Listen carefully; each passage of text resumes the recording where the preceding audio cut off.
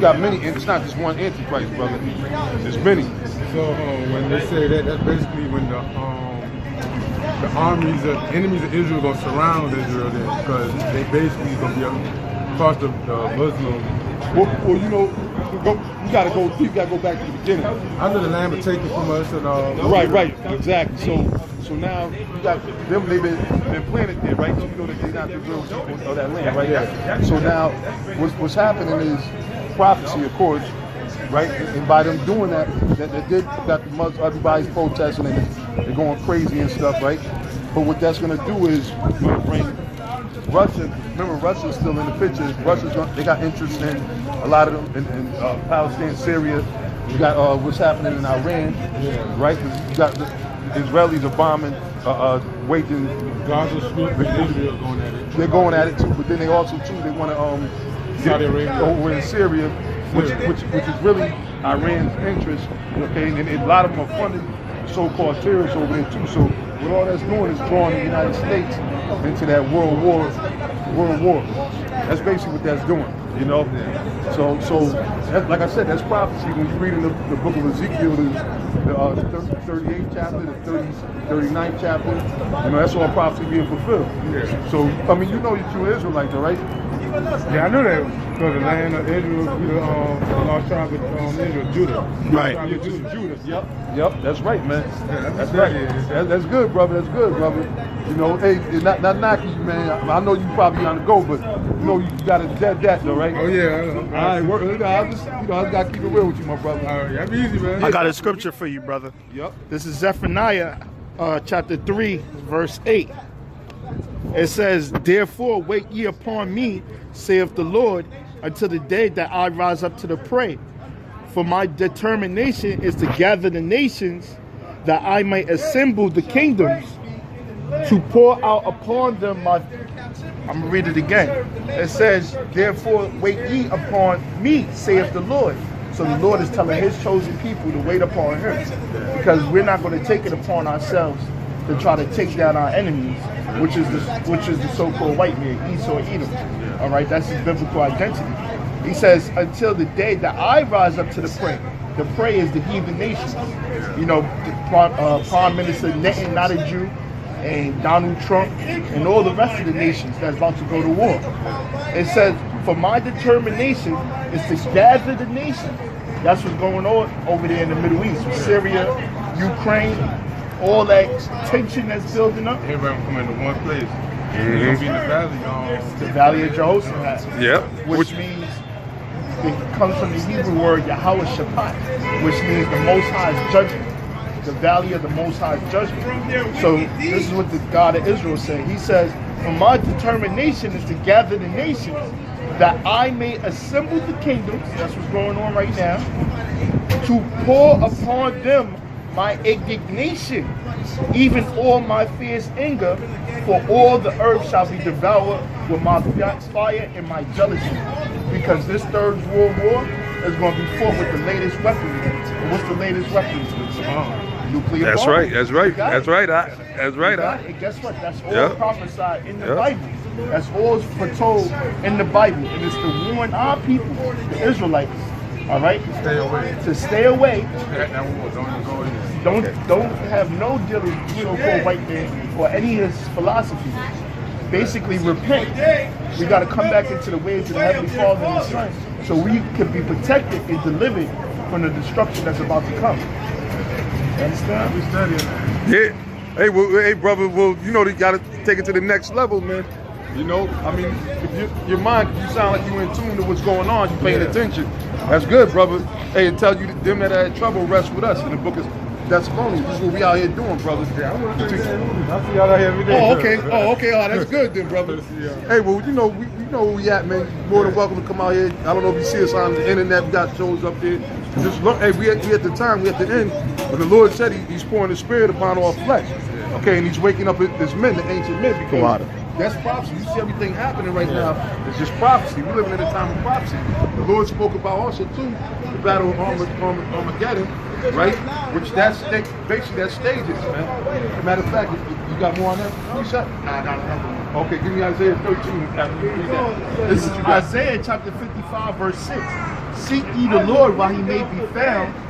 Call ye upon him while he is near. Oh yeah, that's heavy right there. And see, when you go in these churches and everything, this is the same Holy Bible that's inside the church.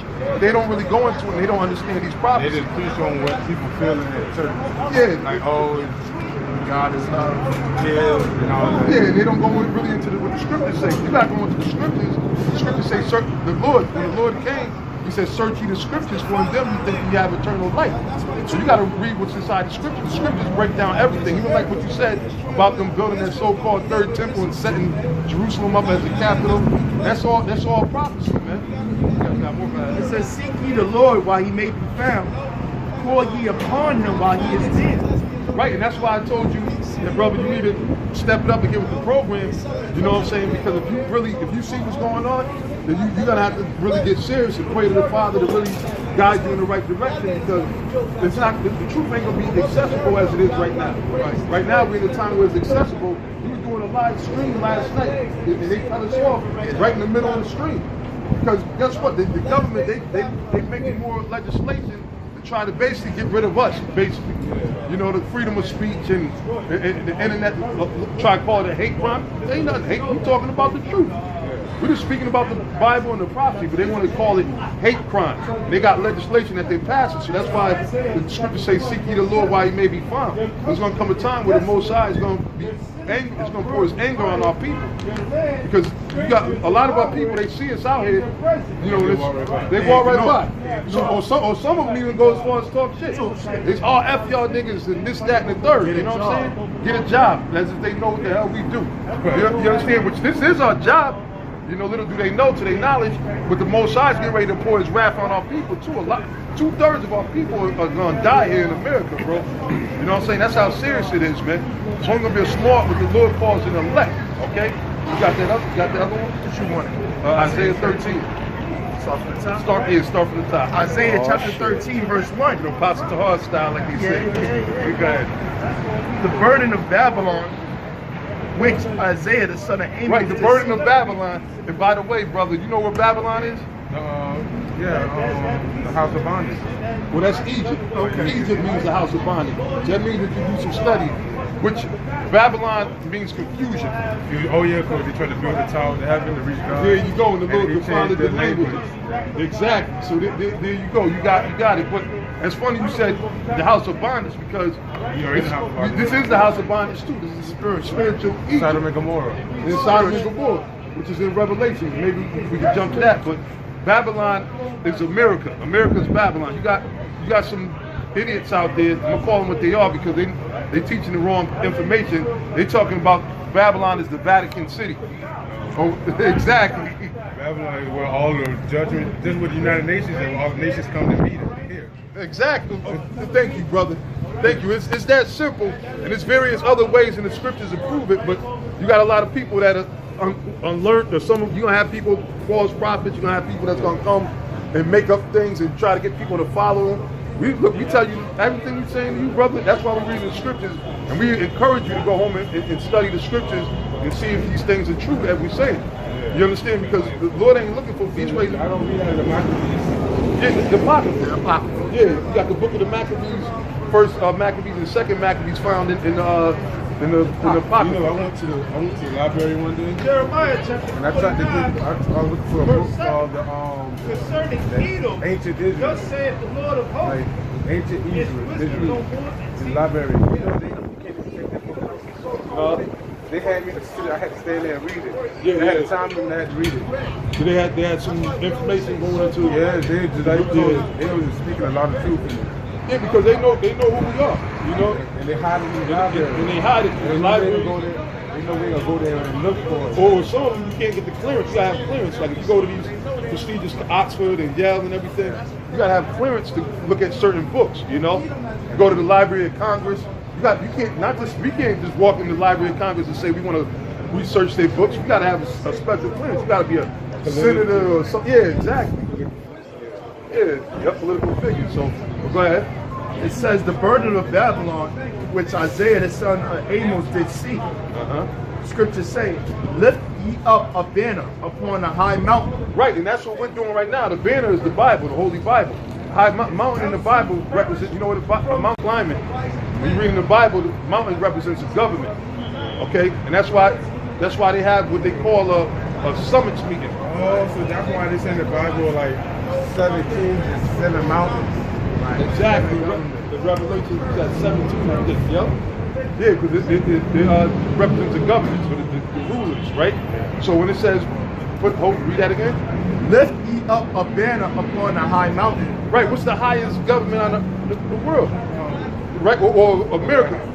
And where's the White House at though?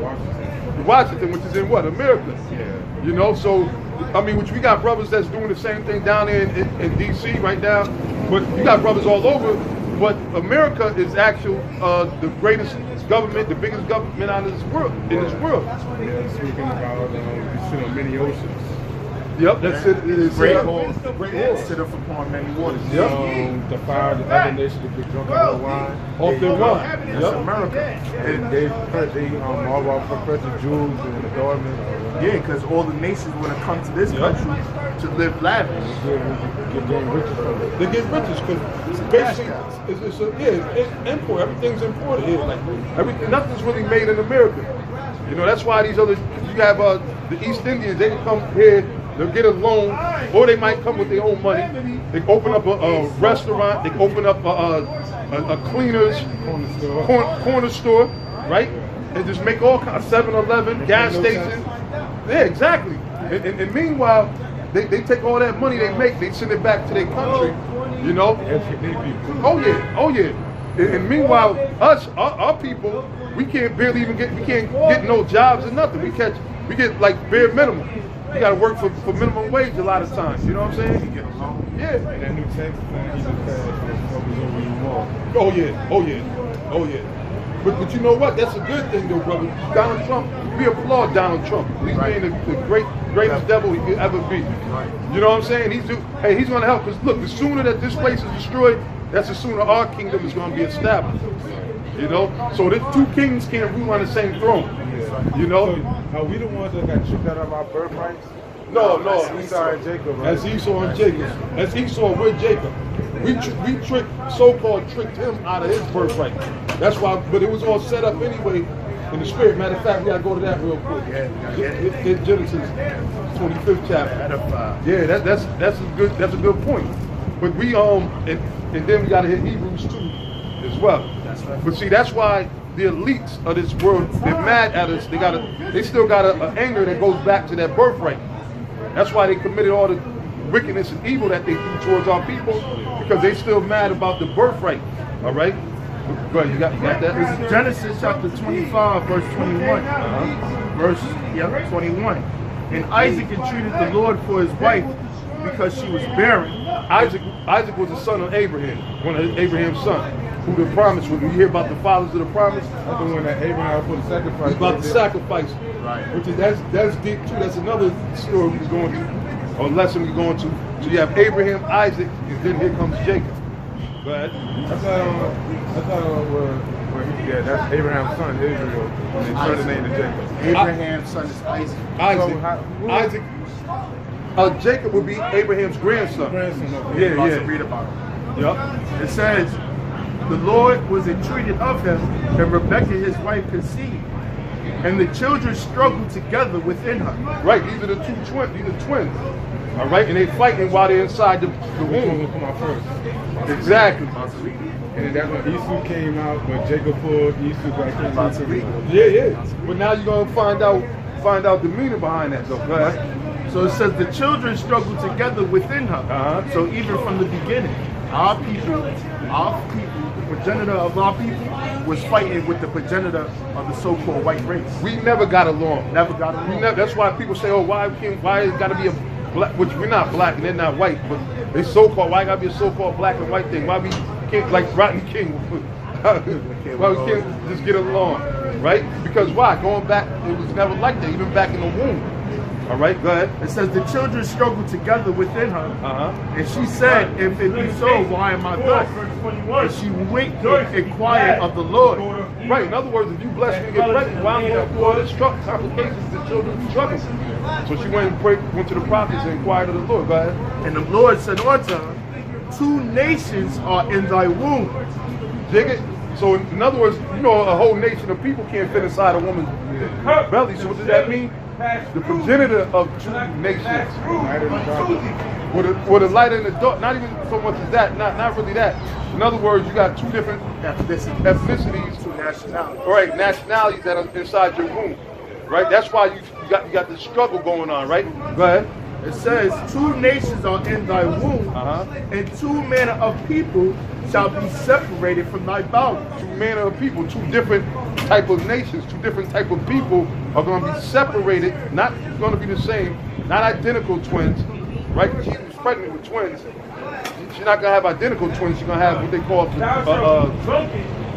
fraternal twins that are opposite of averse to each other, right? And the one people shall be stronger than the other people. See, like you said, the one people should be stronger than the other people, right? Now, who's the stronger people? Exactly, naturally. And the elder shall serve the younger. Just like you said, the elder shall serve the younger. The elder meaning the one who comes out first, right? We came out first. No, we didn't come out first. Watch, we're going to read down. We're going to read down. And when her days to be delivered were fulfilled, behold, there were twins in her womb.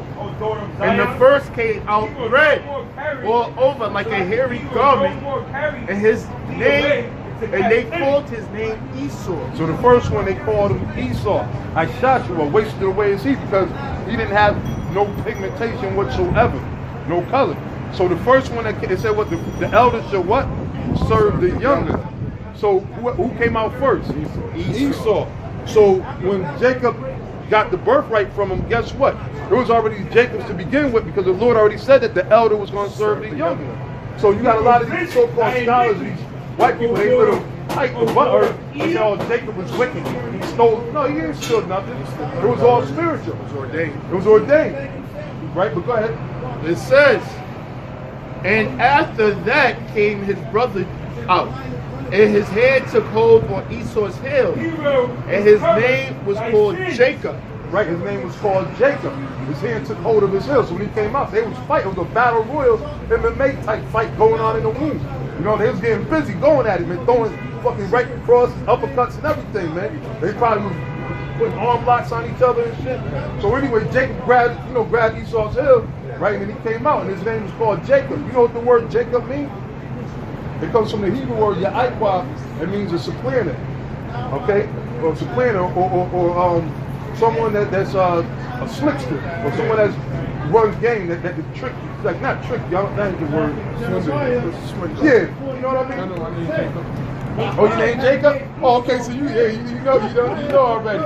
So yeah, a hustler. Yeah. You know, so basically what Jacob did, he hustled Esau out of his birthright. Yeah. You know. Go ahead. It says, and the boys grew, and Esau was a cunning hunter and a man of the field.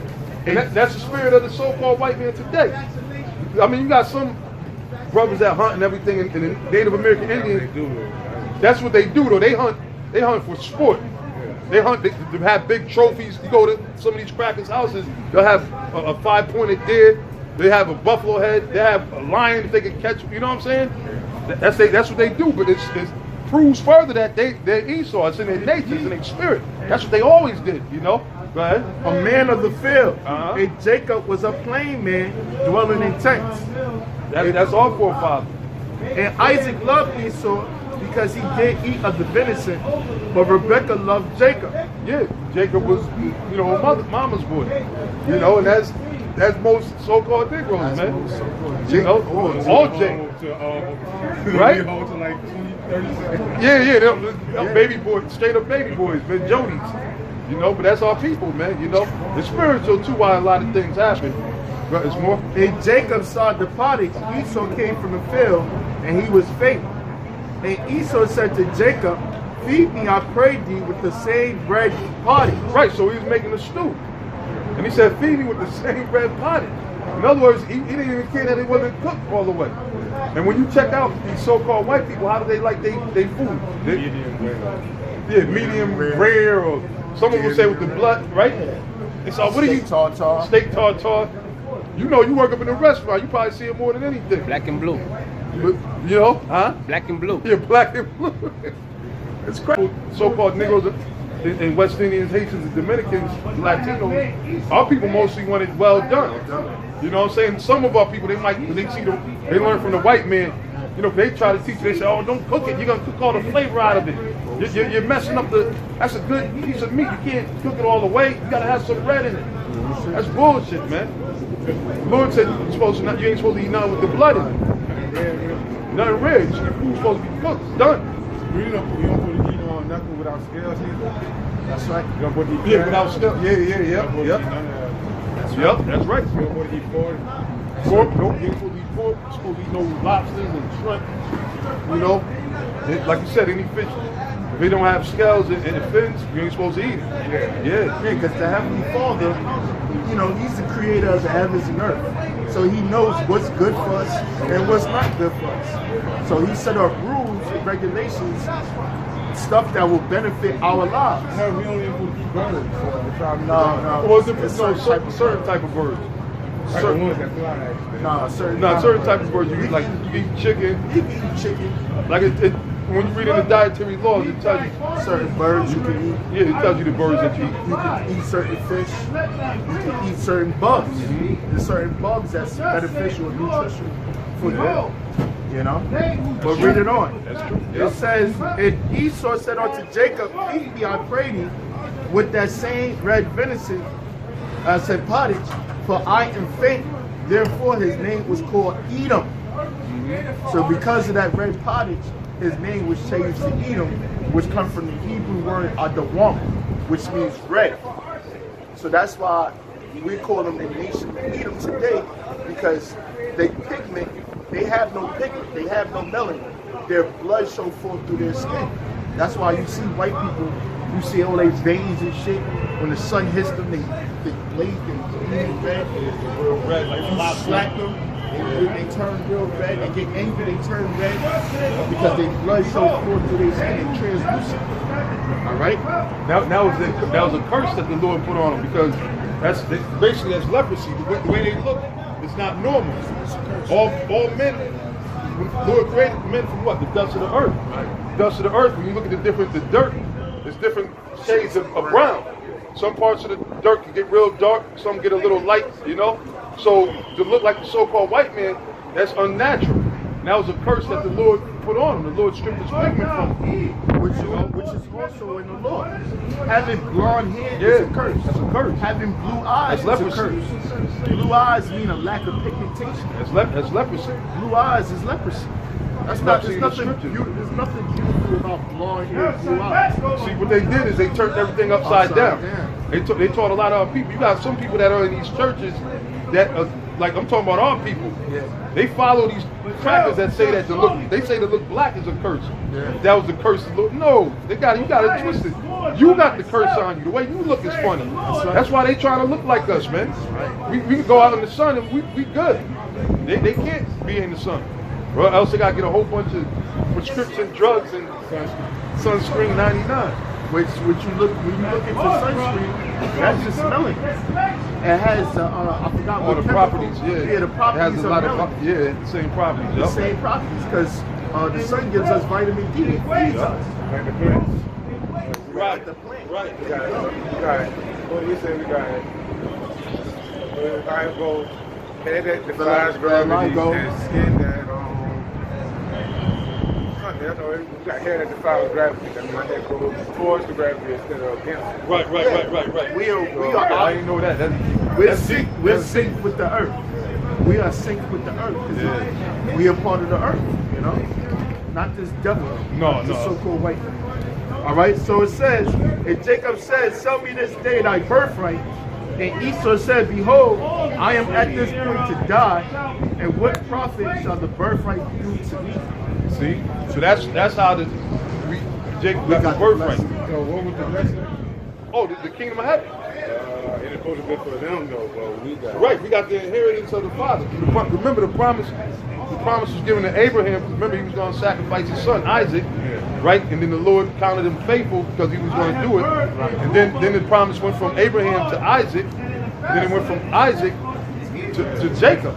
Instead, it would have went to Esau technically, because when he's a firstborn. When you go into the law, your firstborn is who gets the inheritance, right? But the Lord, they switched this. The Lord had it kind of switch around, where he did get the inheritance, but he sold the birthright to Jacob. So now that's why, now you know what to go to. Yep. That's why now you got the so-called white man trying to get into this Bible, but it's not for them. But the whole thing is, that's why I went back here to show you that it was set up in the spirit already for us to get the birthright, because why? We were the sons of the Heavenly Father to begin with anyway. The Most High just, it played out that way. You know? And then it ain't like, we can get Romans after that too. It's not that. No, I'm gonna go. I gotta go. Oh yeah. No problem, brother. No problem, brother. Yeah, I know, man. Hey, brother, just whenever you just come back, man. Saturday. Just throw some pants on next week. This getting cold, man. All right, brother. Yeah, we out here on Saturday. All right, man. All right. Shalom. You know how it goes. Yeah. Press play, right? I mean, press record. Hit the button. Hit the button, like man. Apostle Ram like to say, man. Yeah. And that's why we out here. This is the purpose of being out here on the highways and byways. Hey, the Lord's pastor. Hey, that's I gotta give him credit though. Hey, Shalom, y'all rocked us. Well, yeah, but now he was holding it down. It started to get a little cold out here. He had on shorts. Yeah. You know, he probably came from the gym or wherever he came from, or work or whatever. But he was sitting there, you know, for a good minute. He's eating, man. You know what I'm saying? And that's the importance of being out here on the highways and byways, man. All right, that's the importance. Because the Lord commanded us to be out here on the highways and byways and bid as many as to the marriage as you can, man. We out here to bid the Lord's sheep back to the marriage. We ain't supposed to be behind keyboards. We ain't supposed to be caught up in some synagogues. We supposed to be out here on the streets. Marketplace, man. The marketplace, man. You know? Hey, and this is beautiful, man. That's right. It's beautiful. I mean, you know, every now and then, at first, I didn't know if he was one of those, you know, you got a lot of Old Testament Israelites or whatever the